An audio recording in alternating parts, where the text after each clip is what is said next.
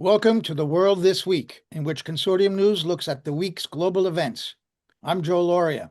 This week, we will look at Iran, where Trump pulled back from striking the Islamic Republic, Venezuela, where the U.S. sold its first $500 million of Venezuelan oil, and where the CIA director visited Caracas and the acting president, Ukraine, are the Europeans running out of options, and Greenland, the Danish and Greenlandic foreign ministers visited the White House.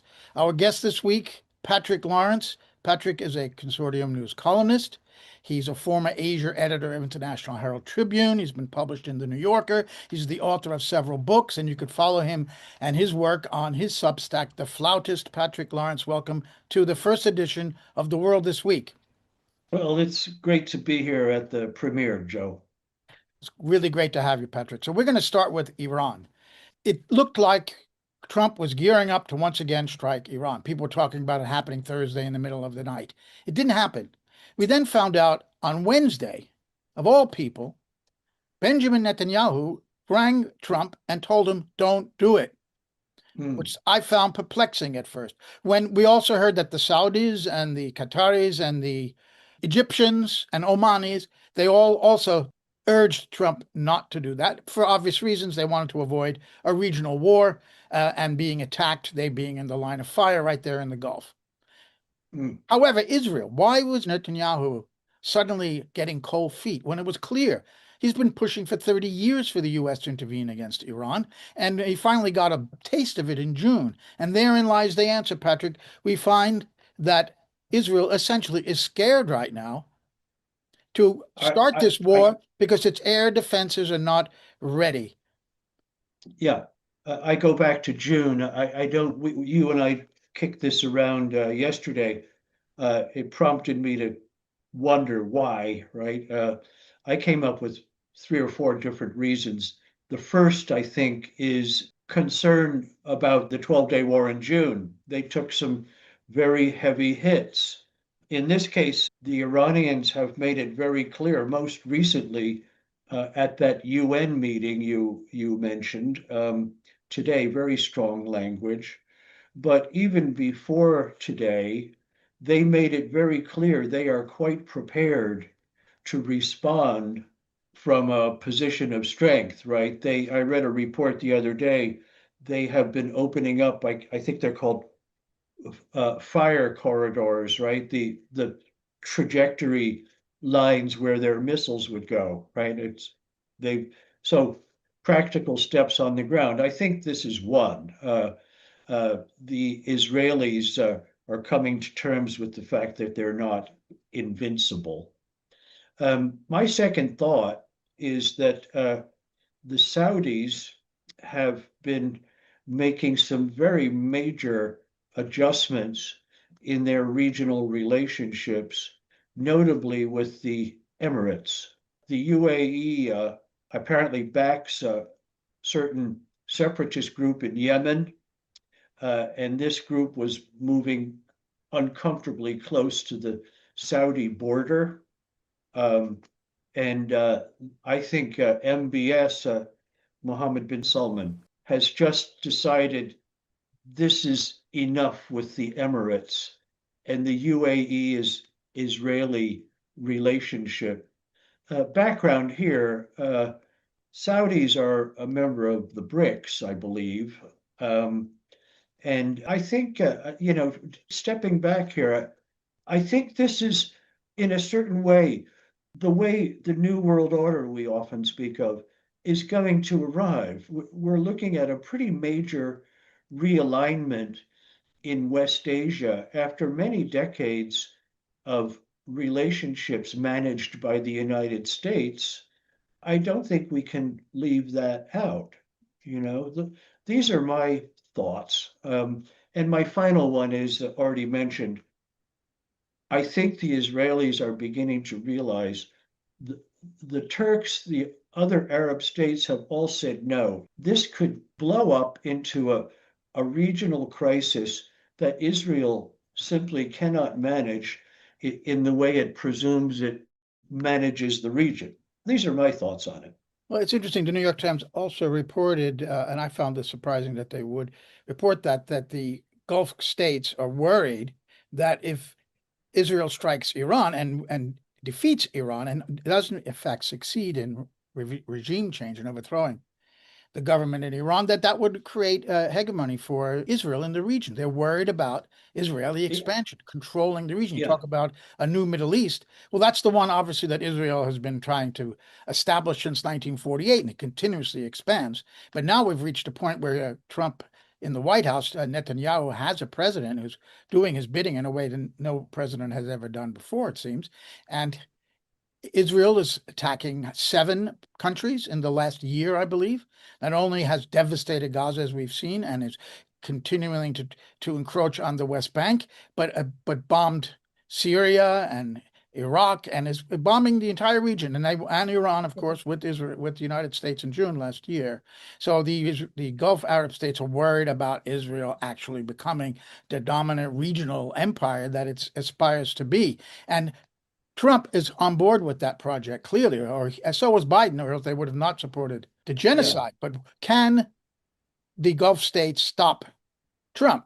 This is the big question, because I think Israel eventually may feel that they have repaired or restored their air defenses. This is what they're worried about. The air defenses are not in yeah, position right now to withstand the barrage that they expect back from Iran. Now, in yeah, the June war, 33,000 structures in Israel were hit, and several civilians were killed, and some were completely damaged, like 90 buildings were completely damaged. So, I mean, they saw what happened in that brief conflict. yeah. I mean, the corporate media never adequately reported the results on the ground in Israel of the 12 so-called 12-day war, right? Never. I have a couple of points here. One, apparently Netanyahu's verb was postpone. Right. Please postpone, right? I think that's important. Um, Second point, this campaign for regional hegemony, bombing 7 nations, as you say, I just cannot imagine that this use of force as an almost pure substitute for diplomacy or statecraft or any of that. I just simply cannot imagine it will end well for Israel.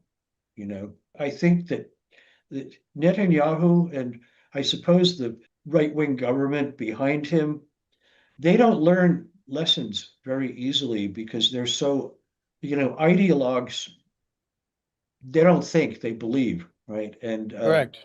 you know, anyway, my larger point They, is this just I just can't see this as a winner, right?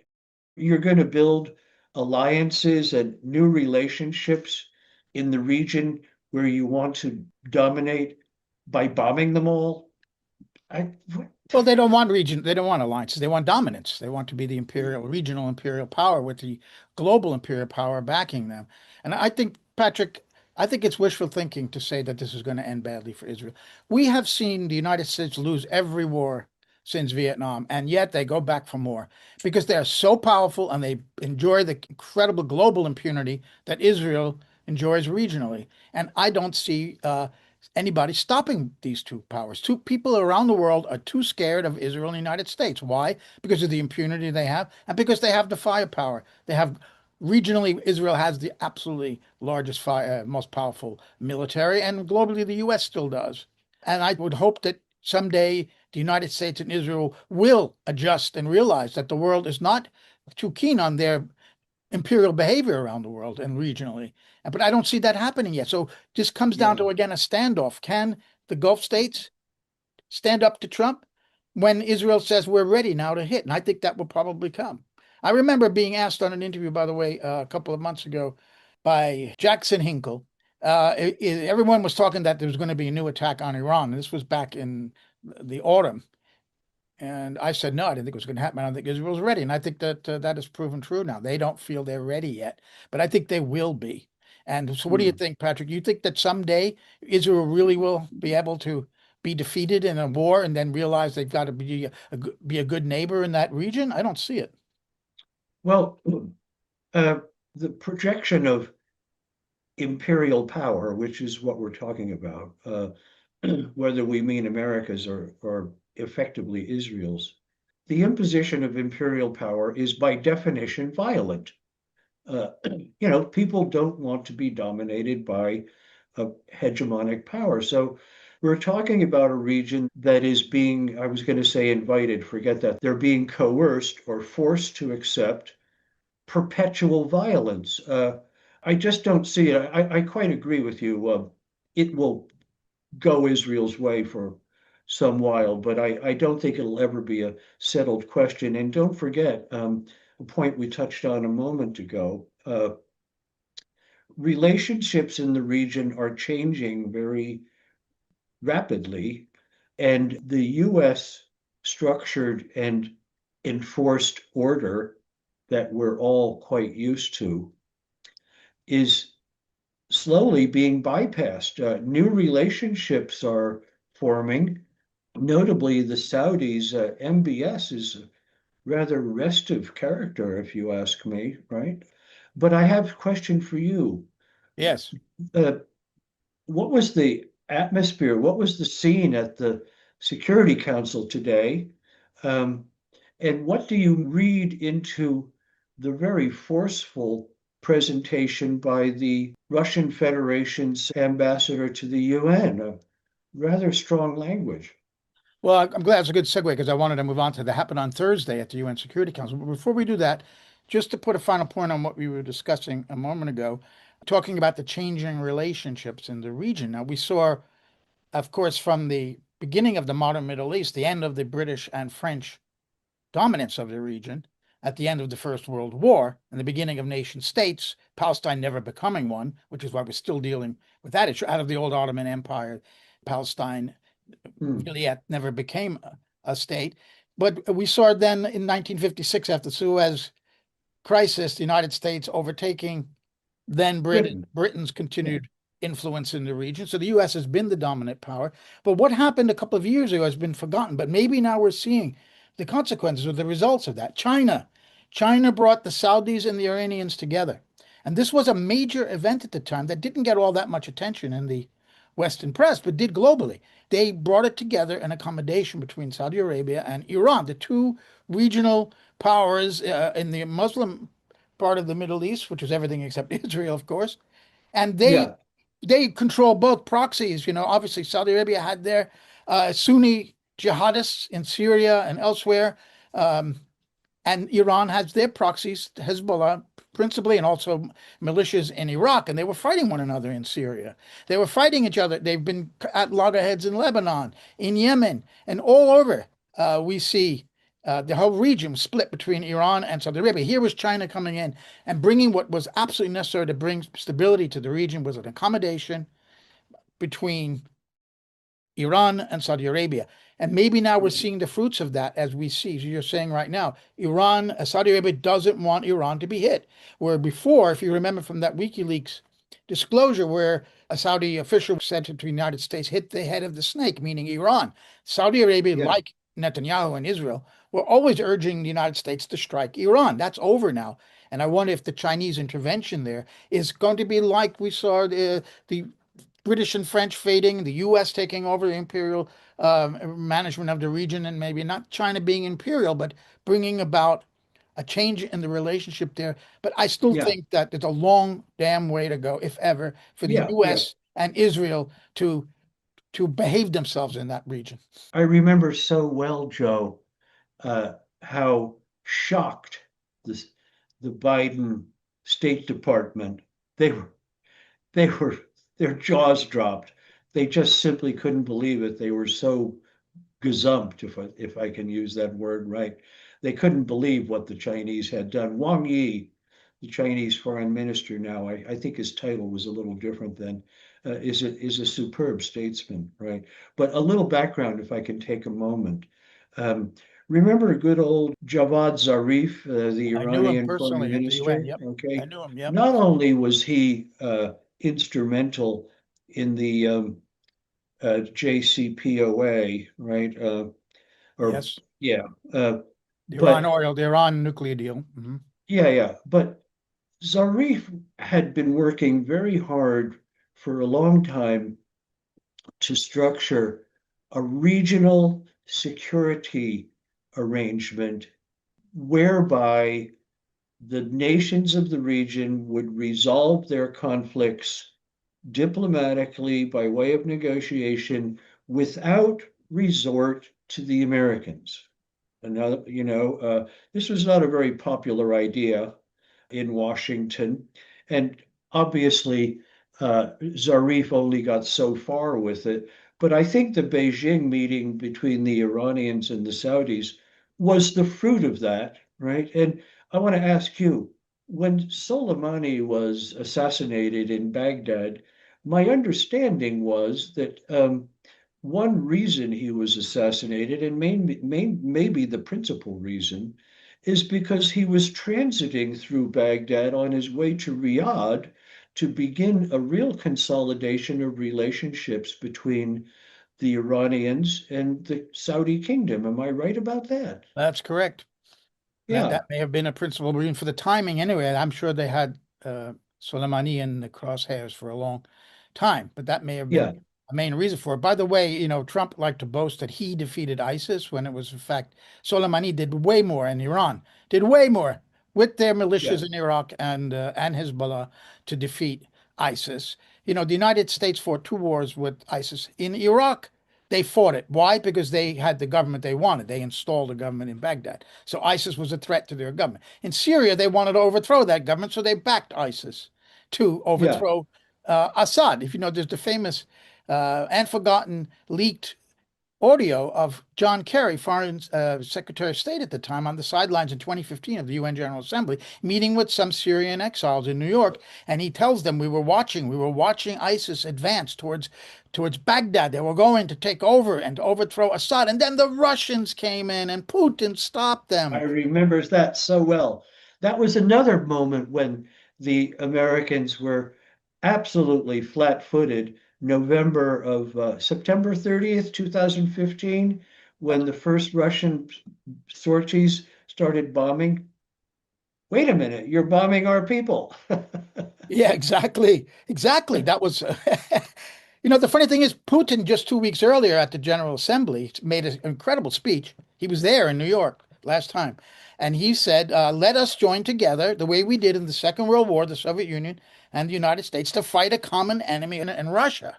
Work together with Germany as the fifth partner in that, to work with Iran to have Iran give up their enrichment to a great extent. They lowered it. IAEA said it was working, and Trump would To net this out, the postponement, we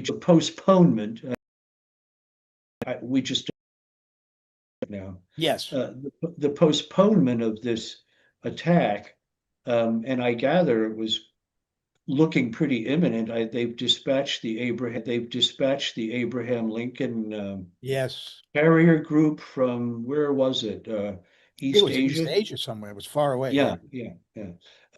I think this reflects a considerable range of relationships that are in serious flux in West Asia right now, and the Saudi-Iranian relationship. We can't leave out what Wang Yi got done in Beijing a few No, couple of years no, I ago. think that this it's been forgotten, but maybe as part of what's happening right now. We don't know. We'll move on to Yeah, the UN Security Council meeting on Thursday, which was really important. And one small point you said that the mainstream press in the West was burying the damage that was done to Israel by Iran and back then. And in fact, if you recall, the Israelis were arresting news crews that were going to film the damage inside Israel. Israeli I news crews. remember. I So remember they that. wanted to suppress that. And then when the 15-day, the 12-day war was over, Trump said he obliterated, the nuclear facilities, and the Israelis celebrated this great victory. And the fact was, it was not a victory. If anything, it was a stalemate, and they got a bloody nose, and they couldn't admit that. And I think Yeah, this is the proof today that they didn't win, that that was a lie, that their celebration at the time, back in June. yeah. Because if they had won such a great victory, A, why do you have to hit them again? And second of all, why aren't you doing it? Because you're afraid. of Israel, Yeah, of yeah, Iran's response. Iran's response. This is really quite a moment, and I think a big story that's being buried. When the Times reported, the New York Times is the one that broke the story, but all they did was say that Netanyahu called the White House on Wednesday and asked to postpone it, and they never gave a reason in the article. And then the article just moved on to other things, talking about the Gulf nations calling Trump and telling them, and we know why they don't want to, because they're afraid of being hit yeah. by Iran. Obviously, they're right there; they're in the immediate vicinity of Iran, the Gulf Well, states. So for it's just extraordinary the way they fooled everyone to thinking that Israel had a great victory in that last war in June. for my benefit and the benefit of our viewers, Joe, where do you think this is going now? It's a impossible question, but best I think where it's best first going, and statement. now this will lead us into the Security Council meeting, is, and this is a telltale sign here, Trump and Netanyahu met at Mar-a-Lago in Florida at the like December 29th or 30th at the very end of the year. A couple of days later, this uprising began in Iran. So I think even then, the Israelis were not so comfortable about inviting a ferocious Iranian response that may have been. They held back the Iranians. If you recall, there was a big debate in Iran whether to stop hitting Israel or not. It was the Israelis who wanted that war to end on June 12th and then declared this victory. Why did they wanted it to Yes. end? Because they were getting hit hard. Civilians were dying, buildings were being destroyed. So, and Iran stopped. And there was a whole faction in the Iranian public and the intelligentsia and the government even who wanted to continue because they had Israel kind of on a rope. So at least they had them on the back foot. And Yeah. Iran stopped. So now I don't know if Israel wanted to do this, and I think they tried first their other option, which was to unleash this armed rebellion inside Iran, which they have worked on before. There's such a body of evidence that's building up now. One, by the way, that has not gotten any attention in the Western media, but Reuters just on Friday, Reuters published a piece which confirmed that armed Kurdish fighters entered I from s- Iraq into yeah. Iran.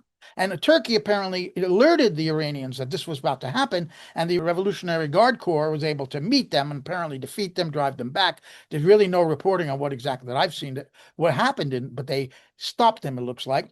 But that was an armed intervention. Now, the Baluchis in the south have also sometimes stirred up trouble, but I didn't see any evidence of them being involved here. But then the MEK, of course, this awful group, this which was housed by Saddam Hussein in Iraq, this anti-Iranian Mm, extremist group that the United States has been close to, that was once on the U.S. terror list and then taken off the terrorist list when they suddenly realized they were an ally against the Iranians. They may have had a role in this, but the Iranian ambassador, and I want to talk to you about that now, at the Security Council on Thursday said ISIS was there.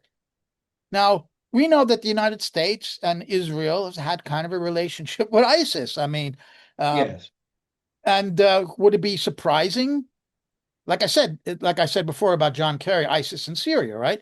So would it be surprising if the U.S. and Israel decided to, uh, or worked with ISIS to infiltrate into Iran to carry out atrocities? He talks about the Iranian ambassador Gholam Hossein Darsi, Yes. that beheadings took place and they blew up Shia mosques, of course, this being an extreme anti-Shia movement, ISIS, among other things.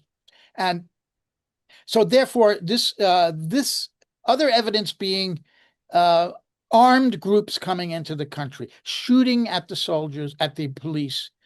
And Yeah. yes, Iran ferociously fought back. We don't know how many people were killed. U.S. seems to be up to 2,000, 10,000. The thing is, there was an armed rebellion. I don't think there's any doubt about that, but the mainstream press will not report that.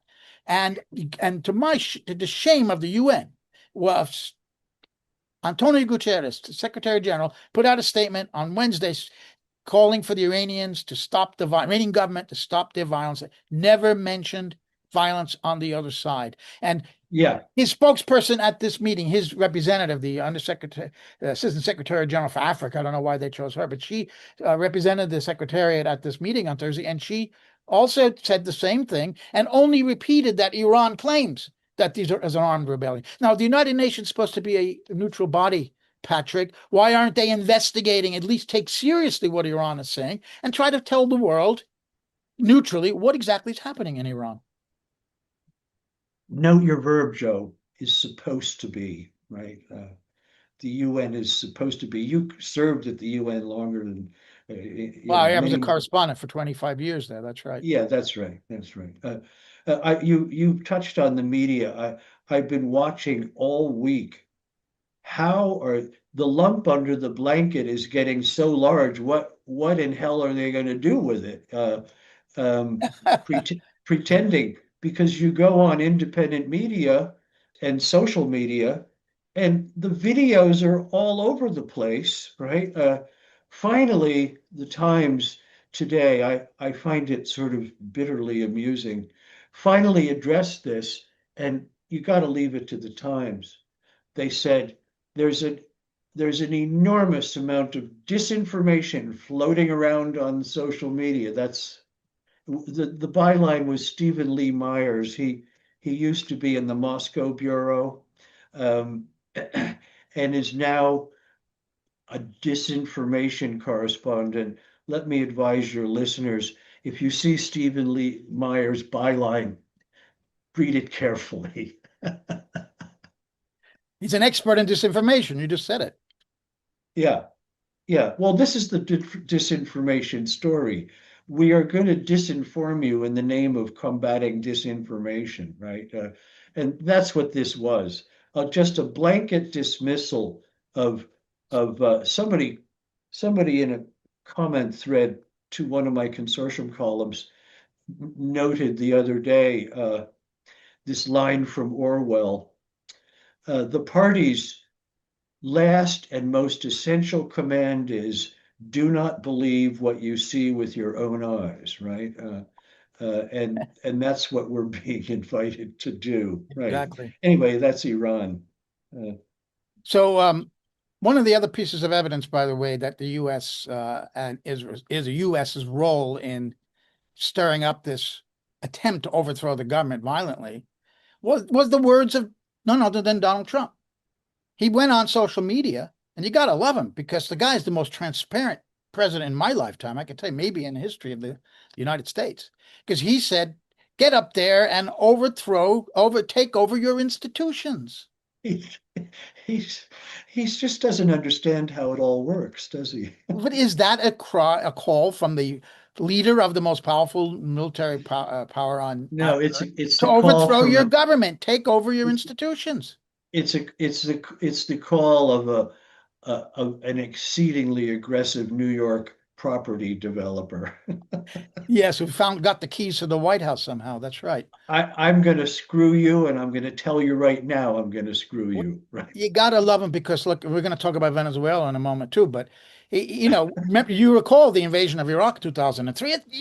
Everything was everything but the oil. Yeah, He wanted to get back because they tried to kill Bush's father and WMD, of course, and he was involved with 9/11, Saddam, and he works with Al Qaeda. All rubbish. The oil. yeah, It was not yeah, about the oil. And here's Trump saying, we're going to take the oil. This is about the oil. It's you gotta, and that's useful because now they can't make that argument. Well, it's not about the oil because he said it. That's argument over. We got the evidence, and he's given us evidence yeah, the U.S. wants the overthrow of the government when he tells the Iranian protesters to take over your institutions. yeah, yeah, So let's talk about this Security Council meeting. The Iranian ambassador and the Russian ambassador. I want to focus on that. But before that, the U.S.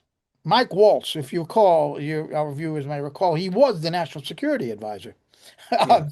And Elise Stefanik, this awful ultra Zionist member of Congress, Uh, who yeah, yeah, dragged all those university presidents and humiliated them in front of the committee she was on and got them fired, some of them, because they dared to allow free speech on their campus for a student body outraged by an ongoing genocide. And because they didn't stop that, that was supposedly anti-Semitism, and that's a whole other issue we could talk about on another program yeah, about anti-Semitism and protesting a genocide. yeah, But Stefanik was going to be the UN ambassador, and then Waltz was involved in that Signal Gate. Remember where they were they were discussing yeah, classified information on over Signal, and he some head had a role, and he was his head was the one that rolled, Yeah, and it rolled all the way up to New York on the first on first into First Avenue and entered the Security Council chamber. So he is now the UN ambassador for the United yeah. States. Stefanik was going to run for Congress again, and now she's actually dropped out of that. So thank God we're not going to see that woman in public life for some I time think anyway. her time in public life is over. Oh goodness, that would be wonderful. Yeah. So here's Mike Waltz. He invites to the desk. Now you're as a member of the Security Council, you can invite anyone you want to speak at a Security Council meeting. He invited two people who are Iranian dissidents who live in New York. One of them who accused Iran of committing genocide right now. It's very convenient to pull out the genocide word. And that G word is so overused that when it's really happening, like in Gaza, they could say, no, no, no. Of course, it's not genocide. Yeah, just because it's been exaggerated so many times. The Uyghurs are committing genocide, and now the Iranians, by putting down an armed rebellion, is committing genocide. This is but this one guy also says that and apparently there was a conviction. This is what the New York Times reported of Russian mobsters, that the Iranian government hired Russian mobsters to kill this guy because he's a vocal Iranian dissident living in exile in Brooklyn. And he claims he said at this meeting to the ambassador of Iran, "You tried to kill me 3 times," right? So think about this. And of course, the Russian ambassador called that a circus. He said that was a Yes, circus to for them yeah, to bring those people here. So think about this. Can you imagine if the ambassador of the Riyadh Mansour, or I know the ambassador of the Observer State of Palestine, invites some Gazan, two Gazans from Gaza, somehow they can get out, they got out, and they sit at the Security Council and they point over to the Israeli ambassador and the American ambassador and say, "You tried to kill me and you killed my entire family." That's the yeah, equivalent of what we saw at the Security Council. The Iranians yeah. bringing these people there. So, Well, yes, it's a well-rehearsed trick, right? If you want to have someone speak against a given regime, you call upon the exiles. They just got finished doing the same damn thing in Venezuela when Maduro left. They didn't ask any Venezuelans living in Venezuela what they thought. They right. asked Venezuelans in Miami, for God's Oh, sake. It's just, exactly. you Exactly. know, That's right. That's exactly right. That's an old trick. And they pulled it I've never seen that actually inside the Security Council before in the 25 years that I covered the UN and since I've never seen them bring them, but it may have happened, but I just don't recall it. was it a flop? These waltzes Uh, guests? they waltzed into the Security Council. And I don't know, it depends where your point of view is. For the American allies who want to see a government of Iran overthrown, like the Brits and the French and the Danes, I think, as well, who were on the council, they may have enjoyed that and thought that that was a way to stick it to the Iranians, who are, without question, have political prisoners and are repressive and all that. But it's not the United States' business to go around, or Israel to go around overthrowing governments, and on the pretext of humanitarian concern. This is the other absolute Yeah, yeah, tired, but still successful in terms of how many people believe. You asked if that was successful. Beyond the countries around the table, you have to wonder about the public, like the American public. Did they buy that? Should yeah, Iran should the government be overthrown violently because they tried to kill an exile in Brooklyn? Which I don't doubt that they did, frankly. That's just not the point. That's just not, they don't get any points for that, Iran, at all. But does that mean that the yeah, U.S. has the right to overthrow it? Of course they don't. Like, it's against international law, and what does that mean, right, to the Israel and the United States? Nothing. So, so I don't think it didn't work for the Iranian ambassador or the Russian ambassador. I can tell you that. So what I want to point out here, and we're going to go on to other topics, is what the mainstream media always does, and what the reason why Consortium News exists, this is my interpretation of why we exist, is to fill in what the mainstream media purposely omits. And one of the main things they purposely omit is historical context that changes completely the meaning of a current event.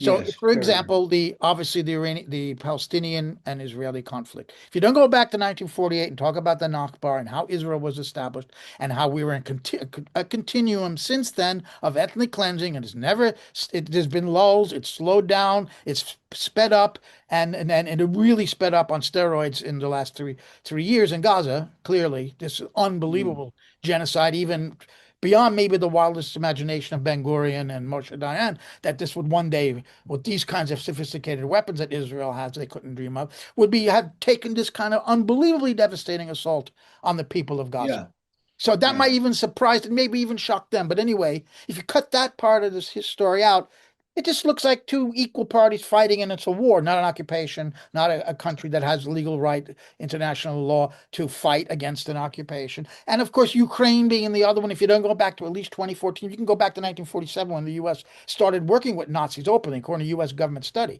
and have worked to undermine Soviet Ukraine. And then in 1991, upon independence, immediately began involved there to help Ukraine be the stepping stone to defeat, undermine right, Russia. This is what Brzezinski said Ukraine's role was, and it's clearly what the United States has been trying to do in Ukraine. But yeah, if you cut that history out, it just looks like Russia.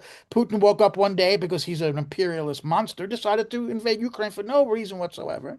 And the same thing happened here in Iran. So this is why I love what Darcy, the Iranian ambassador, did, because he listed the entire history in a 21-minute speech in which he went back to the overthrow of Mossadegh. He says, from the yes, orchestration, I'm quoting him now, from the orchestration of the coup against the democratically elected government of Dr. Mossadegh to its extensive political, military, and intelligence backing of Saddam's regime war of aggression against Iran in the 80s, from the downing of Iran yeah, Flight 655 in 1988, killing 290 innocent civilians, to its complicity in assassinations, sabotage, and attacks against Iranian civilian and infrastructure, including the war of aggression carried out in June 2025. So, in about three paragraphs, he moved from the 1953 overthrow of Mossadegh to the war in last June, and how the U.S. with Israel have consistently worked to control Iran, whether to overthrow Mossadegh and to reverse democracy and put a king on the throne, the opposite of 1776, and all the way to then after the 79 revolution to undermine and try to overthrow that government for the last since yeah, 1979, whatever, how many years that is now, 45 years, 48 years, whatever. So my math is bad. But the point is, he gave the historical context, Patrick, and I think yeah. that this is something really important. Just one concluding remark. If you keep 53, 1953 in Iran and 54 in Guatemala, and Guatemala was a, a, a, a repetition of the exact same program. If you keep these events in mind, it is awfully difficult not to understand what's happening now, right? It's just pretty plain, right? There's a Mossad element, okay. Uh, eh, these other these other apparent participants, MEK and so on and so forth, but it's the same thing. You you know, it's there's just not a lot of surprise to it. No, there isn't. What's surprising is that so many people don't understand this, and I think that's the mainstream media's role, that they don't Well, understand. this is They this don't. is the omission or suppression or corruption of history, right? Yep. You know, And that's why consortium news exists and other people, yeah, historians get a pass. 50 years from now, you'll be able to write that Iran, that there was a coup in 2014 in Maidan and the United States was provoked this war. That all that evidence will be okay. But in real time, journalists are not allowed to say that. We're going to get us yeah. pressed. That's Only when it no longer matters yes. does is is history written. Well, It's just a exactly. The terrible. United States was involved in the overthrow of Allende after all in Chile, weren't they? We find out. And Madeleine Albright apologized. I mean, so so many years later. Now, Yeah, the other thing I wanted is Pompeo, another piece of evidence. But you just saw the tweet that Pompeo put out. He says he supports every Iranian protester marching in the street with the Mossad agent standing next to him, marching with him. yeah. So indiscreet, unless these people want it to be known for one or another reason, you know. He's the guy who said we lied, we cheated, and we stole. Yeah. But By the way, I took a tour of West Point a couple of years ago. Finally went to West Point. I'd never been there, and I grew up in New York City, and it's not that far away. But I finally got there, and The motto is lie, cheat, and steal. And I said, wait a minute, that's what Pompeo said. So I asked the guide who's telling us about every obscure Civil War general that ever went to West Point. I said, didn't Pompeo go to West Point? And he said, I don't know. Of course he knew, because he knew where I was going, because it was right after he said what the motto was. So he, Yeah, remember he said that, yeah, and he was making fun, dissing his own university, the yeah, yeah, vaunted sacrosanct West Point. And this is what he said. So he's doing the same thing now. He likes saying these truthful things, it sounds like. He yeah, gets a kick out of it. I think he gets a kick out of it. Just brazen. We can do it. The impunity, what I was talking about before, we were discussing before, just pure impunity. So you could just admit it. Okay. yeah, And Trump is the same way. We're stealing the oil. It's the same mentality, isn't it? Can't stop us. So I'm going to just admit it. Amazing. yeah. So the other thing I want to do is to talk about before we move on to another topic. We're going to wrap up Iran by looking at a short clip of the Russian ambassador's Oh, good. uh, I'd love to see this. address to the Security Council, and we'll discuss it once we've seen it. Hmm. Mr. President, what is happening on the streets of Iran in recent days has gone far beyond peaceful protest. There have been documented cases of firearms use, killings of law enforcement officers as well as civilians, arson attacks on medical facilities and public institutions, as well as attacks on emergency service facilities. These actions cannot be covered up by the pretext of freedom of expression or protecting human rights. What is happening in Iran is yet another example of the use of tried and tested methods for a color revolution in which specially trained armed provocateurs transform peaceful protests into senseless violence, riots, destruction of public property, and brutal killings of police officers, state security personnel, and peaceful protesters, including children. As we have already seen repeatedly in a number of states, all these actions are either directed or supported by external forces that are interested in a so-called regime change. In the present situation, these external forces are not even bothering to conceal their involvement in violent actions, especially given that the President of the United States has openly called on protesters to take over Iranian state institutions. The US and its cheerleaders are actively exploiting the economic and social difficulties faced by ordinary Iranians, difficulties caused by unlawful sanctions pressure imposed on Iran by Western states. Patrick, that was Vasily Nebenzia. He's the Russian ambassador to the UN. And of course, we heard the voice of a female interpreter. He was speaking in Russian. What do you make of what he said, Patrick? I like it that it's on the record at the Security Council. That's what mattered to me when I listened, right? The question raised is, will this make a difference? It is an excellent thing that the Russians are lining up with the Iranians. I don't know how involved the Russians would be willing to go. This was a question in June also. But it's a good relationship. It's been a complicated relationship for well more than a century, but it's a good one now. Um, and you know, I have a thing for the New World Order, and this is a key relationship in it. I was pleased. I don't know what consequence will arise from this scene at the UN Security Council, but it's there, it's in the record, an ambassador level uh, official said it, right? That's what I liked. Yeah, the US had to sit there and listen to this, but I think it went in Yeah, one ear and out yeah, the other, obviously. Um, but that is a very important question. It doesn't seem like Russia would. It depends what happens, obviously. But if it was a wider war in the Middle East, they would certainly be trying to help materially, I think, and in other ways. But yeah, when they would yeah, directly intervene, especially if the U.S. was involved, obviously, you know, there are some sane people in the Kremlin who want to avoid a third world war, despite what the people in the West might think. And I think that that would be yeah, another yeah, instance where yeah. they would not try to do that. But I was encouraged to hear in that forum, for anyone who wants to know, what it is probably the reality of what's happening in Iran on the ground. This is an attempt to overthrow the government, which is why Yeah. another reason why, again, I think they postponed the war, because the bombing, Israel's not ready because their air defenses were damaged. And also, why didn't the U.S. supply more air defenses since June is another question we could explore some other time. Have they given too many to Ukraine? Do they not have enough? I mean, that could be part of it as well. So Russia took a stand there, and it was a good one, I think.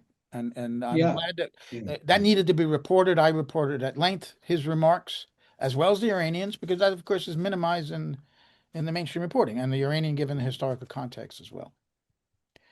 So we could, yes, if you have the last word on Iran, we'll move on to Venezuela. Hmm. Are you ready to move to Venezuela? Yeah, let's do it.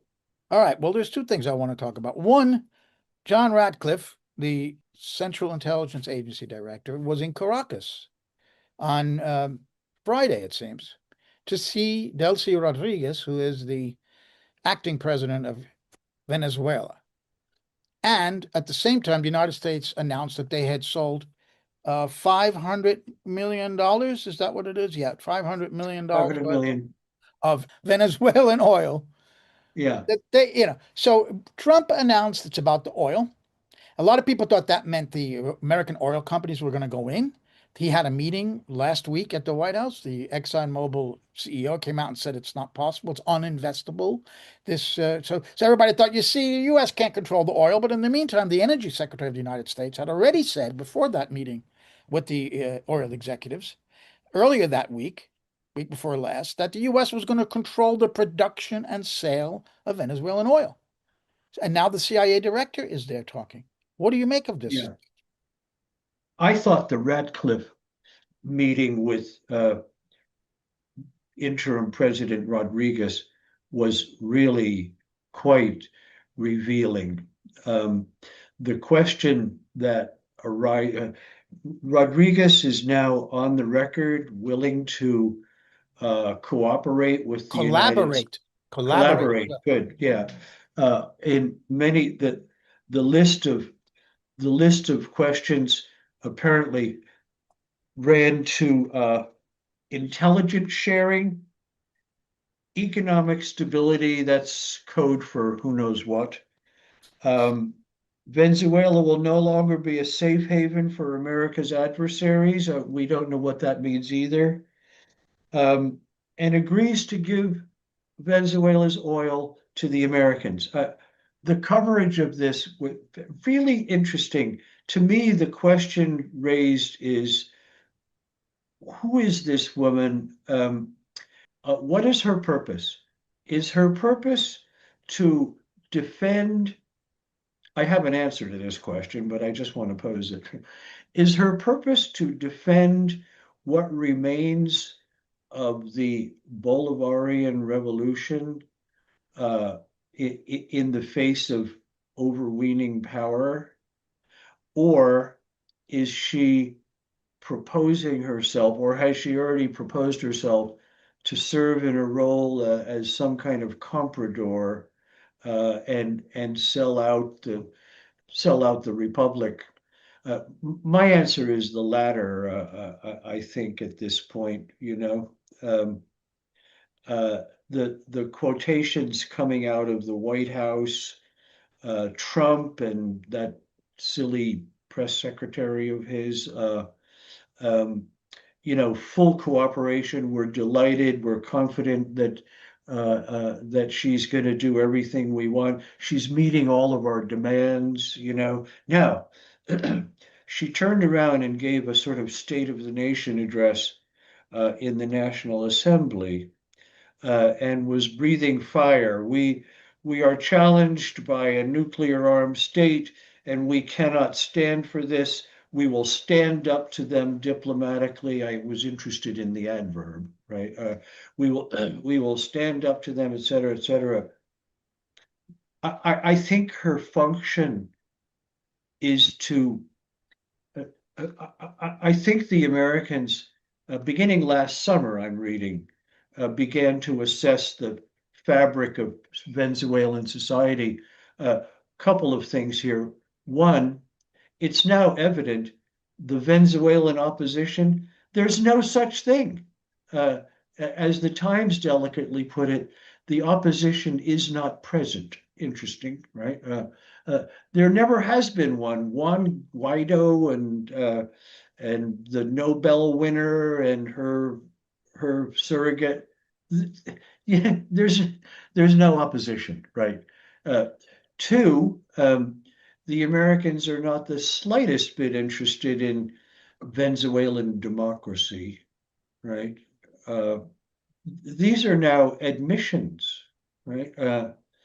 And three, I think they have concluded that Chavismo, if I have the word correct, is very deep-seated, not only in the bureaucratic administration and all that, but in the population. And there is no coping with that by any kind of substantive US presence. So we better either co-opt or coerce someone there into getting the work done for us. That's my take. Well, it's you might upset some US-based activists who are supporting the revolution in Venezuela, but I think you wrote in your column, you called this a coup, what the United States did on January 3rd. And I think you're right, because they removed the head of government, the head of state, actually. But it's not a regime change because they kept Exactly. Good distinction. they kept the regime. And why? It looks like there's actually someone with two brain cells in the White House of Donald Trump who took to heart some of the advice that was being given, a lot of it on, by people like Colonel McGregor and Jeffrey Sachs and whatnot. I'm not saying they didn't get it from internally as well, that you can't take over Venezuela. It's twice the size of France and Austria or whatever. It's more than half jungle. It's going to be Vietnam on steroids. You will be bogged down forever. You will be defeated if you try to traditionally invade and occupy Venezuela. So they didn't do that. They came up with this scheme, which was to remove Maduro and co-opt Delcy Rodriguez. And I have to say, she's not in an enviable position. I think that her rhetoric is she means it. That's what I think. But she's got to say that to keep the people on side, not to figure out what's really going on here. And I think she's on a tightrope. She's walking a tightrope with a gun to her head. And that is because Trump, the thug, openly said, if she doesn't do what we tell her, she's going to have a fate worse than Maduro's. He said that on the airplane too, on camera. Yeah. He said it on camera. So, she's got to take that seriously because this guy's a nut and he's got the most powerful military behind him. So her life is at stake here. What does she get out of this? She keeps the regime. She's the leader. But right now, and I think the meeting with the CIA director in Caracas openly like this, why that's published, I mean, I don't know. She can't be happy about that it was published in the New York Times. And then the idea that they may control the entire oil industry, the production and sale of it. And the money's going to go supposedly into the U.S. Treasury at first. Now I've read somewhere that it may be going into an offshore account in Qatar. So for some reason or other, I don't know where the money's going, but it's not going to Venezuela. And the money and the oil's not going to Cuba. They're going to determine who they sell it to, what they produce, who they sell to, and the money's going to go to the United States. I mean, obviously, it's just theft. It's theft. It's just theft. If that's what's happening, and it's a lot of things are unclear. Now, also, what is also unclear, I don't know what your thoughts are on this, Patrick, but what exactly happened on January 3rd? Why was the United States able to walk into this country like that with helicopters and planes, 190 aircraft, apparently, something like that? And the only resistance they really got was the inner ring, the inner circle around Maduro, the 30 or so. There were 80 people killed, but it was the 30 Cuban guards that were really massacred, and then they were able to snatch him and even wound his wife in this battle. So that's where the real fighting seemed to take place. Other than that, how did the United States walk right in? So some people think that he was betrayed. And there was a story in the Miami Herald and the Daily Telegraph saying that not only would Delcy do what we're saying she's doing right now, which is ultimately cooperate with the United States, that they wanted her, they were grooming her. She met with the CIA before. She met in Qatar, we mentioned before now, with U.S. officials, but that she'd also, in a way, let it happen. Now, we don't know if that's true, But it's worth discussing that. Is a question. What was her role in this? Or did she just become the beneficiary of Maduro being taken totally against her will without her knowledge? That's also possible. But the fact that she's now collaborating with the US, I don't think there's any doubt about that right now. And I Yeah, think she's doing she it because she the gun is to her head. she was in talks with Richard Grenell Yes. as early as last summer, apparently. Okay, here's my question for you, Joe. Um, if her task, I'll put this simply, I hope not too simply. If her task is to escort the Bolivarian Republic of Venezuela into some variation of a neoliberal economic regime, how do you think that is going, if she does what Trump and Caroline Leavitt tell us she's going to do, how do you think that's going to go over uh, among Venezuelans, ordinary Venezuelans, but also people of influence in government, the administration, the army, and so on? What? Well, that's the need for the rhetoric. Why she's going to continue with the rhetoric, which I contend is probably sincere. I think she believes all that they're going to stand up to the hegemon from the north and their nuclear power, and we're not going to be bullied and all that. In the meantime, she's giving away the oil, it looks like, in order to survive, physically survive, and to keep the regime going in case maybe a new president comes in and they can make a different deal. Now, a lot of people have said, well, this is nothing new. Maduro was offering the United States to negotiate. He talked to the Americans.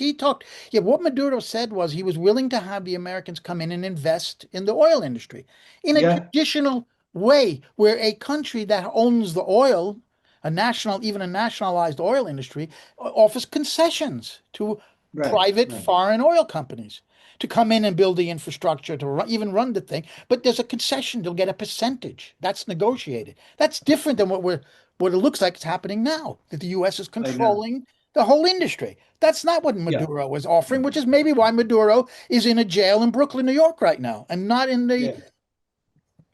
in the president's residence, Miraflores in Caracas. I don't think they're going to let Rodriguez turn herself even into someone like Claudia Scheinbaum in Mexico, who I have some considerable regard for, actually. I don't even think they'll let her do that. I think she's going to be, her choice is to become with string on the end of her fingertips. That's it, right? And I just can't figure how that is going to go over. She can carry on in the National Assembly and in the major Caracas dailies all she wants. I'm not sure I'm with you on her sincerity. Yeah. No. Well, I Uh, don't know. I don't know. I'm saying she might be. I did say I think she's sincere because she was a revolutionary. But maybe she's been a fake all along. Ava Gollinger, who is a New York lawyer who was a foreign policy aide to Chavez, to Hugo Chavez, and traveled with him to Europe and the Middle East and elsewhere. She said right away that she did not trust Rodriguez and that she thought that she was behind turning him over and that she wants power. That she she's did say purely an this. ambitious person, Ava Gollinger, who's one in America who knows as much about the Chavista revolution as any American does, and Tariq Ali, who probably knows more than any Brit, who was also close to Chavez, and maybe not as close as Gollinger was. He also said the same thing at the time, Oh, that he he didn't did. trust Rodriguez. He didn't trust her. This was right Yeah, after it happened. yeah. Now, though, by the way, they did arrest someone apparently, some officer, military officer, for betraying Maduro. So whether that was true or not, whether he's a fall guy, we still don't have the explanation what happened that night. Did they jam all their communications? Did the anti-aircraft guns didn't work? Did the U.S. take them out? There's so much still that seems foggy about January 3rd. Yeah, yeah. I have a view on the new interim president, um, but I just can't read what is out front right now. We have to wait and see, Well, right? you're right, Patrick. The Venezuelan people may wise up one day and realize that their oil is being siphoned away. It all may depend on their standard of living. If there's a way for her to negotiate that, that Venezuela gets a good chunk of this money, some of it, and that could be funneled into more social programs, and Venezuela did, of course, under Chavez, increase literacy and health, and there were an enormous social progress was made. So that can't start reversing itself. Yeah. That would be the Now, telltale sign. That's when I think the trouble would come. But there may be a lot of Venezuelans right now who see through what she's saying too. When they read that this CIA director, maybe it's not in the Venezuelan papers that the CIA director was incorrupt. It's in the New York Times. yeah, I've made the argument for many years that it's a question of why the fundamental drive, why this happened. Okay, Trump goes on about the oil, right? We now have the oil majors saying, look, in the term of the ExxonMobil guy, Venezuela is uninvestable, right? I've made the argument for many years, if there's one thing the Americans can't abide, even more than a communist regime, it's a functioning social democracy. It is too threatening by way of its example to others, its inspiration, and all the rest of it. That's why we knocked over Allende. Yep. That's why we knocked over Jacobo Arbenz. That's why we went after Evo Morales and 20 some years ago, 24 years ago, Chavez himself, right? And so if you're going to leave the regime in place, what about all these programs you mentioned, Yeah. literacy, healthcare, and all that sort of thing? I just can't figure it. I just simply Well, can't figure it. The yeah, future. not a lot of American people know that Chavez and this revolution had this enormous social progress. So they like to keep it that way. Now you could put Bay of Pigs and the U.S., British, and French invasion of the new Soviet Union right after the Bolshevik Revolution on that list. You know, I always argued that if socialism and communism and all these social democracy even can't work, then why worry about it? It's just going to collapse. It will not. Yeah, They say it can't work. But why they keep yeah, invading all these countries that have revolutions or that have a social democratic system? Well, why? You know, even yeah. in Europe, we could talk about Europe right after. How much money did the U.S. give in bags of cash to the Italian political right wing, the Christian Democrats, to defeat the 48. Italian Yeah, communists? 48. One of the early CIA operations. So, and you know, and then Gladio, the whole Gladio Yeah, leave behind network. So they didn't like social democracy in Western Europe either. It was a little touchy there. They can't really invade Germany or France. You know, West Germany was a social democratic country. So, but they tried to do what they could to undermine that too, especially at the beginning. yeah, yeah, So, yeah. all right, we finished with Venezuela. I want to move on to Ukraine. You had some thoughts about Ukraine when we chatted the other day, Patrick. That it seems to be all quiet on the Ukrainian front, except for the Donbass. That's my The that's Donbass that. line. There's a lot of fighting going on, but diplomatically, tell me what you think. Yeah, yeah. Suddenly, not maybe not suddenly, gradually over the last little while, we stopped hearing about the summits. The axis here is London, Paris, Berlin, and Kiev. Okay. Uh, the diplomacy, the intense diplomacy, and every once in a while a flight to Mar-a-Lago. We're 90% there. Okay. A real sort of television drama story here, right? We're getting there. We are we are almost agreed. This is very telling detail here. We're almost agreed about security guarantees, uh, whereby European forces, British forces, and French will be on the ground in Ukraine after a settlement. Completely ridiculous. I mean, it's hard to believe that these people take themselves seriously, and responsible correspondents take it the slightest bit seriously. I'm ready to say this is not diplomacy. This is not what we mean by statecraft. This is just strategizing among people who are already on the same side. If you want to talk about diplomacy, you have to talk about Moscow. And these people just cannot go near Moscow, right? They're panicked that the Trump people are even. I remember when, I'll go back now, when Trump was first elected and he had a lengthy phone call with Putin. I think I wrote something for you saying, I don't know what's going to come out of this, but the very fact that he's speaking to Putin is major, right? Whatever was said. Um, he's now got two New York landlords standing in for him with this. They're not even government employees, but the Europeans are they have nothing to say. They don't know how to lose a war they've already lost. One of Trump's virtues, one of Trump's virtues here is he's implicitly saying we lost. He could never say those words, but that's what he's essentially saying. Europeans can't say that, right? There's a kind of psychological question here, I think. The Europeans are completely unpracticed in speaking for themselves. This goes back to the post-war settlement in the late 40s and the European powers huddled underneath the American security umbrella. They lost all capacity for state independent thinking and statecraft. And the Trump people have basically said, force them to start thinking for themselves. And what do but go revert to or hold to the very principles, if that's my word. It's, they're reenacting the Cold War. I mean, the Germans are so vigorously Russophobic at this point, right? They refuse to talk to the Russians. I don't see any point of this and to all of this. And my judgment, as I shared to you earlier, is they've just ran out of options. They've run out of gas.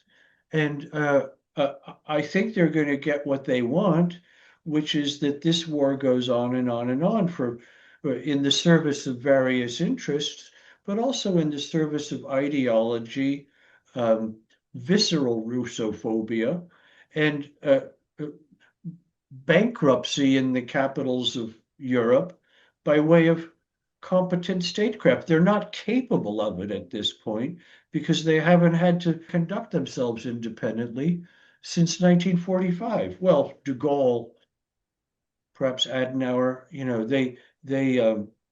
they spoke for themselves, but that ended. That's, this new generation.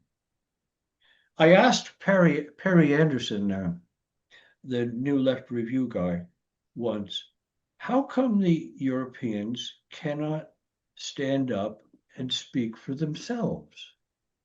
And he said they have the generation after de Gaulle have no practice. They don't know anything other than the American umbrella, security umbrella. They've never lived under anything else, and they don't know how to do anything else. And I think that's what we're looking at now. I thought it was a good insight, and I think it's what we're looking at now. They don't know what to do. They have no gift for statecraft or diplomacy, and they have no ideas. There's also this matter of transatlantic foundations that groom a lot of these young people to become future European leaders. Yeah. But I thought for the longest time, I still do to some extent, that one of the reasons the Europeans will never back off of this war in Ukraine and will continue to support Ukraine until the last Ukrainian is for their own political careers, that they stake too much in that. It's about themselves personally. They can't admit that they lost. It's just they couldn't face it. But then we've seen two of the big three have been replaced already. Boris Johnson is gone. We got Starmer, and Merz has taken over from Schultz. And they're worse than the other two. I mean, in some ways, I think they are. right. Starmer's worse in some ways than Johnson. Johnson was pretty bad because he flew in there and scotched a deal that could have ended the war a couple of weeks after it started, as we know. Yeah. But Merz is, I mean, he is way worse than Schultz.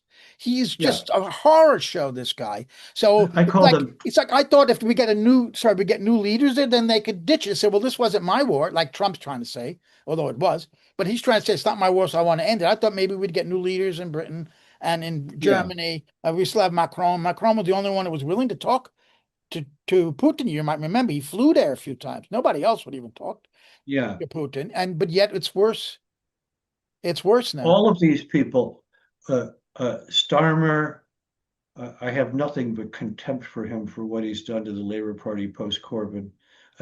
Starmer, Macron, he's all for the Russians being part of Europe on Monday, but not on Wednesday, right? And Merz, I consider them centrist authoritarians, right? Centrist in quotation marks. And look at them. They're all barricaded, corrupting their own political processes in order to stay in power. Europe is a mess in this way, and part of it is the Ukraine situation. I don't have polling stats or any of that, but I do know, having been in Europe considerably over the last few years, that the war in Ukraine is not wildly popular, right? And certainly not among the Germans, you know. Well, that's right. So the question is, after Alaska, after this flurry of the New York real estate agents going over and back and forth to Moscow and whatnot, is the diplomacy, is the dead? Are the Europeans shutting up right now? And is it really going to be, as it became clear, and it's been clear all along, frankly, this is going to be decided in the battlefield. And Russia inexorably takes more and more chunks of territory in Donbass, moving towards the Dnieper River. That's clearly how it's going to end this war. But are the Europeans going to pipe up again? I can't imagine them going totally silent. They're going to come up with some I can't read it. I can't read it exactly, but I will say this.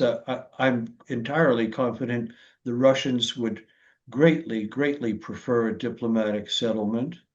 They have placed on the table their proposals. I'm not going to call them demands. Their position, okay, many times. But the Russians have been betrayed many times. Most recently, your listeners, our audience may remember the Minsk protocols in 2014, September 2014, February 2015. It came out subsequently. Our audience will remember this, I think, when the German Chancellor Merkel and the French president at the time, Francois Hollande, came out and admitted we weren't serious about guaranteeing those protocols. We were just giving the Ukrainians time to rearm.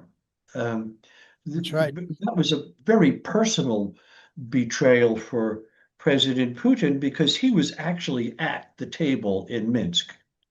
He was completely into this, right? If you want to go back further, there are the 30 years or so of betrayals, beginning with James Baker and Gorbachev and all that, right? I think they would prefer a diplomatic settlement, but they don't have a lot of give in them because there's no bloody trust. There's no trust whatsoever. And diplomacy rests on trust. That's right. And so they are going to hold to their position. Root causes is their phrase, and they should. I don't think it's land, actually. Everybody bangs on about, well, the major dailies. It's all about land and who gets what square miles in Donbass, et cetera. I'm sure that's certainly that's a question. But I think for Moscow, it's very clear to me, the major question is they want a new security framework up and down the relationship with the West. And here's the pity of it. What the Russians want would be of huge benefit to all sides. And the Europeans, they're so bankrupt. The Europeans are just not on for it. And this is another thing about Trump. I have less time for Trump every day now, but this is another thing about Trump. He's willing to talk about that, right? Look at his 28-point plan. And by the way, the talk of Europe is now it's a 20-point plan, right? I think the working document remains the 28-point plan, and it calls for in the first of half dozen of those clauses, negotiations between NATO and the Russians, et cetera, a settlement of all outstanding security questions. That's a good document. I liked it when I read it and wrote about it. But the Europeans, they just can't do it, Joe. They don't have it in No, them. we're a far cry from Charles de Gaulle, who pulled France out of NATO, and Willy Brandt with his Ostpolitik, Yeah, which led ultimately to the oil, to the gas coming from Soviet Union to West Germany, and that all the way up to the blowing up of the Nord Stream pipelines. That was the end of the Ostpolitik, when that thing exploded that day. And it was something the yeah, Americans always opposed. And we don't have anybody remotely like that in Europe right now, like those statesmen. The last thing we saw was Dominique de Villepin. And speaking at the UN Security Council, I was there that day. I saw the applauding in the public galleries, which were full, when de Villepin opposed the U.S. invasion of Iraq and opposed the presentation by Powell with his vile display, his display of that vile. I liked Villepin very much, but Joe, he was a cheese-eating surrender monkey in the end. You have to Yes. remember. Well, the thing was, France did vote against that. They did not authorize the invasion of Iraq, and nor did the Germans then. That was the last blip of that, but we were even far away from that, let alone de Gaulle Yeah, and Willy Brandt.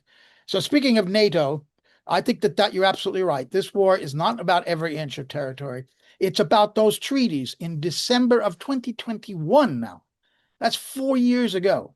It doesn't seem that yeah. long ago, but 4 years ago, when Russia presented to NATO and the United States these draft treaties in which it said the U.S. had to withdraw its forward deployments from the former Warsaw Pact countries that are now part of NATO, remove those missiles from Poland and Romania that were like 8 minutes away from the Kremlin that could be used offensively. The U.S. says it was defense against Iran, but it's clear they could be turned into an offensive weapon. And the other thing was Ukraine does not join NATO. It has to be a neutral country, which, by the way, used to be in the Ukrainian constitution, if I understand.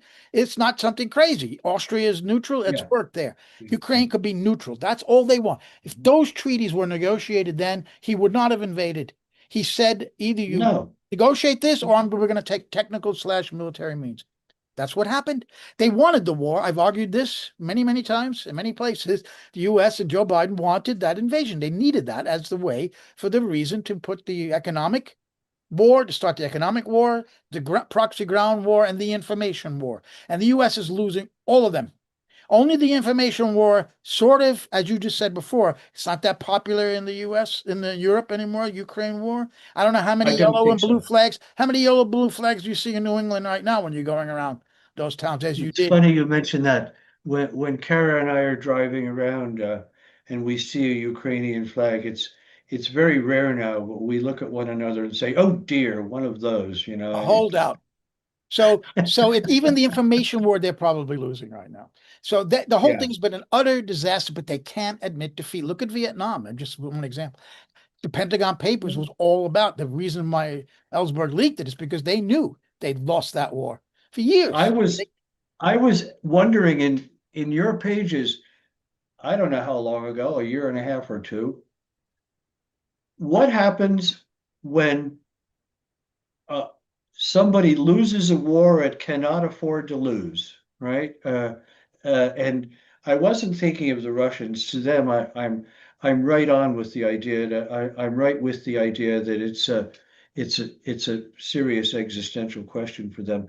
But in the West, it's an ideological question, and the West never loses anything. You see, right? So what happens when the West loses a war it can't afford to lose? And now we're looking at it, right? Just keep it going. The one person I hold responsible for this more than anyone else is Biden. Now, behind Biden, you have decades of intelligence, Pentagon, military industrial, and so on, animosity toward the Soviet Union. there's all that. We can't forget that. But Biden was so wildly irresponsible when he purposely provoked this war in 2000, I suppose they started in the autumn of 2021, and there we were 4 years ago next month.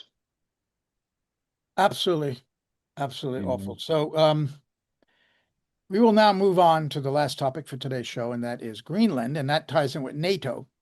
because some people are saying NATO's futures could be at stake here, and that there's actually a possibility the United States could take military action against a NATO ally, Denmark.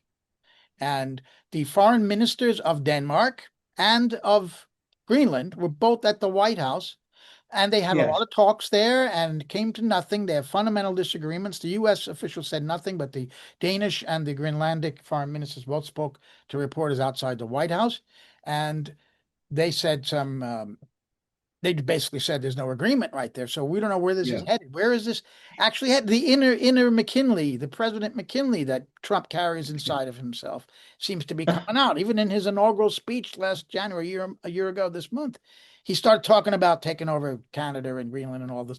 So this was like old-fashioned U.S.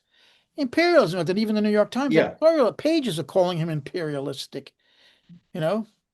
I have a counter conventional view of what happened at the White House, okay?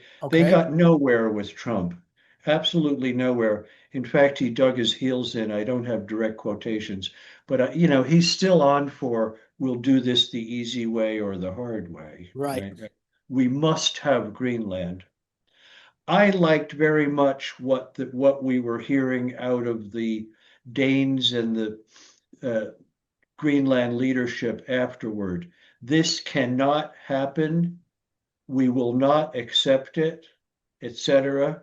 I liked that in the context of what we were saying just earlier by way of Ukraine. I liked looking at Europeans who are learning to speak for themselves. And I liked the thought that the Atlantic Ocean just got a little wider today, right? What I don't like, the Danes, they're on the line, and of course Greenland is too. What I don't like are what the Europeans are doing, shuffling their feet, flinching away. Well, maybe we can negotiate this nonsense. They're just so spineless, these people, right? I think the core Europe is doing very badly on the Greenland question, but I liked very much what I saw from the Danes and the Greenland leadership today. No, it's not going to happen. The Danes and the Swedes are now conducting joint military exercises off Greenland. The Danes are saying, I think the Danes, or maybe the Greenland PM or whatever his title is, Nielsen. It's absolute nonsense. No, I think it was Rasmussen, the Danish FM. The notion that there are Chinese and Russian warships all over here is complete nonsense, right? So they're standing up to Trump, and I like that. And I don't give a damn whether they got anywhere or not with him. Um, I would like to see this as an occasion whereby Europe takes a lesson from the Danes. The Danes hold to their line. I guess they're calling it a red line, actually. The Danes hold, and the Europeans learn a little bit about making themselves what many of us hoped they would become ages ago, a third pole of power. That's how I read it. Not a bad outcome. Well, we were just talking about how the Europeans never stand up to the United States. So you're saying they're going to do here? By the way, Uh, yes, you think they what will? I was saying was the Danes stood fast today, right? The Danes and the Yeah, Greenlanders. They stood fast today this or week, yeah. whenever it was. I think today, right? No, And it I was on liked that. it was on Wednesday, I thought. Yeah. They learned to say what they mean, right? Right. And that's an excellent thing. You don't get that of Paris, London, or Berlin right now. You know, that New York Times had that massive interview. Maybe we should talk about that sometime with Trump that went on for hours. And he even took a call from the president of Colombia there, and he let the Times That's reporters sit there and listen to the thing on speakerphone, but it was all off the record. They couldn't report on it. So he's yeah, incredibly transparent. This guy, whenever he's signing his executive orders, he has reporters there and he's answering. I mean, it's unbelievable to see that. yeah. But he was Now, asked, Joe, yeah. what is your read on the Greenland thing? Well, As it, he was asked why, mine's a little unorthodox, but there it yeah, is. he was asked, well, and I've thought this myself, obviously, is it U.S. runs NATO? Denmark is in NATO. Greenland is part of NATO. The U.S. has a military base there. They could expand that military base, right? They were willing to do more economic deals with the United States. Why do you need to own it? And he said, because owning is always better than leasing. He gave a pure real estate developer's Yeah, that's answer. right. Absolutely 100%. But then Yeah. I'm looking at this. There's something, why does he want to own Greenland? The Chinese, the Russian, well, rare earth elements, graphite, iron, zinc, copper, gold, oil, I and suppose it's gas. all there. Yeah. Extreme logistical problems because of the ice. Climate change, which Trump denies. Future Greenland. I mean, Europeans know that too. I mean, Yeah. this guy is crazy enough to actually go in there and see what would happen. There are German troops going to go there for a couple of weeks too to Greenland. I mean, this is just a show of, it's pitiful. It's the mouse that roared. Sorry. I know. They I can want to do it make if he wants to I do it. want to draw a key distinction here. I don't think Trump, we saw this in his first term. I don't think Trump makes a very great many decisions himself.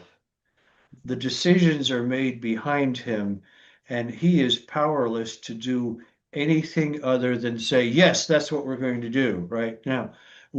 Does the, I don't know whether you are okay with the deep state or not, but does do the authentic centers of power in Washington want Greenland or not, right? Yeah. And how are they going to do it, Yeah. right? And I'm very much against the deep state, by the way. What do you mean by for the deep state? I think you meant the term, right? I have no problem with the term. It's been overused now. That's the problem with it.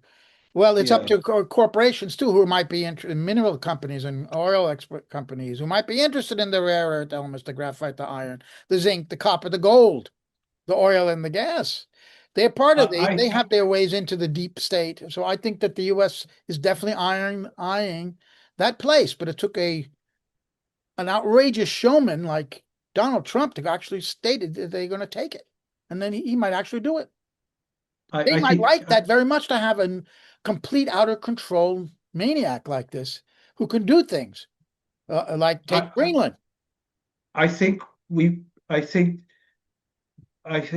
this regime might creep right up to the brink, but the mess this would make is just too large to contemplate.